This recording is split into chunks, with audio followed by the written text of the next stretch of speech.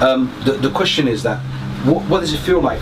So a lot of people ask this question, what does it feel like to be possessed? How would you explain that to people that they ask you this question? Okay, I'm going to give you the difference between before I knew and after I knew. This scumbag has been there since 1999. I was an atheist when he possessed me. I didn't believe in jinns, demons, anything of the sort. But when he came on me at night, the first thing I thought was, this is demonic. Even though I knew I wasn't moving, I could see my room, but I felt like somebody was either ripping my head up and down or something was inside my head like a tennis ball. And a demonic roar. It sounded as loud to me as a jet engine. And I was trying to move, trying to fight it. There was nothing I could do except wait it out. Then I came around. How old was you then? 16-ish. 16 years. Yeah. And strange things started to happen at night, again and again, until the point where it went from fear to honestly I actually look forward to it. And my behaviour became noticeably worse exactly since 1999. As I say, I was atheist, so I just carried on doing the old haram things I was doing. I won't expose myself any more than that. So I always thought, without ever going near the doctors or the so-called mental institutions, that I was a bit tapped in the head, because I knew I had more than one voice, I swear to you.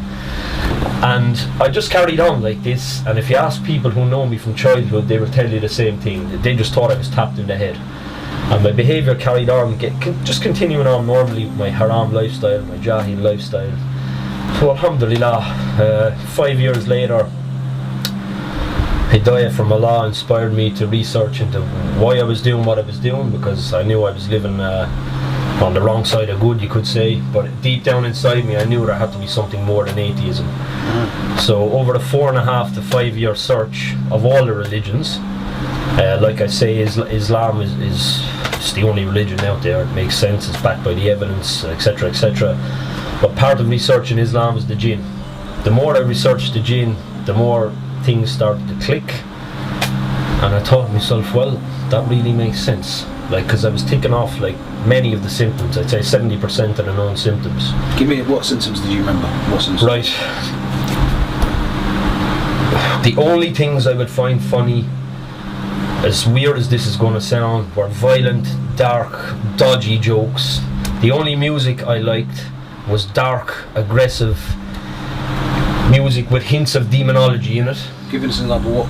Give us like what albums or tracks? There is a band called Fractured, and they have a song called The Voice Inside My Head. Believe it or not, I was just inspired to listen to this and their music, which is along a similar line over and over. Also, is this heavy metal or? It's less than heavy metal. It's industrial rock, okay. But it's dark. That was the only music that interested me. Or I wouldn't say I was ever into rap, but rap, which was more dark, also interested me. Like I say, dark comedy interested me. Even but when I was searching. What's dark comedy? What is that? Things which are not funny, but jokes at the expense of others, suffice to say. You know, things you would expect a jinn to be interested in, basically, because they're twisted. Also, spending time alone. I was quite happy to be in company, but if I couldn't find company, I was quite happy to be alone. Another big one was my sleeping pattern. Just boom, went upside down.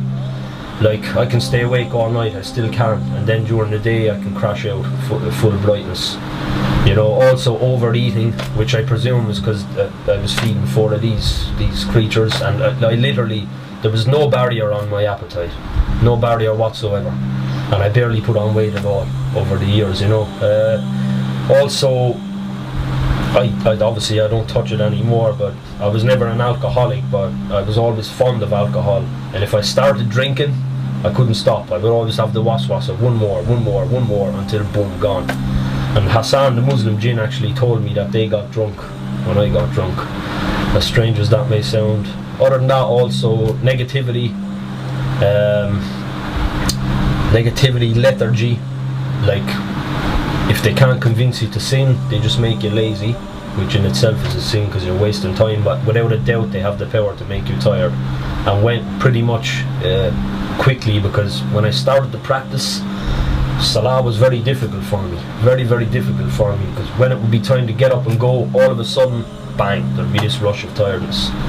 And also, if any of you are having crazy thoughts when you go to do your salah, when you're doing your salah, I'd advise you to get checked out, because in the beginning they were bombarding me from every angle. They didn't want me doing salah. Also, the first time I noticed physical effects, before I had it confirmed that I had a jinn, in salah, when I would stand, my upper back would tense. In ruku, my head and neck would tense. When kneeling, my arms would tense like they were here on the video. And in sajda, everything would tense, even while I was going into sajda. So that tells you that they don't even want you in sajda, you know, because it would take recitation or dua in the other positions to get tense, but just going down into sajda. And that was when I, without having it officially confirmed, I knew then that there's got to be something more to this business. Also, my face became more dark when I was 16 years old. I only know now why. Subhanallah. Alhamdulillah. Thank you very much. Jazakallah khair for coming and letting us know. And sharing your point of view of what it feels like to be possessed by these demonic jinns. And may Allah give you shifa, and give shifa to the rest of the Muslims around the world. Barakallahu feek. Assalamu alaikum. Akhi, may Allah hold you for that. And may He reward you as well for your efforts. Jazakallah khair. And may He destroy Balfour.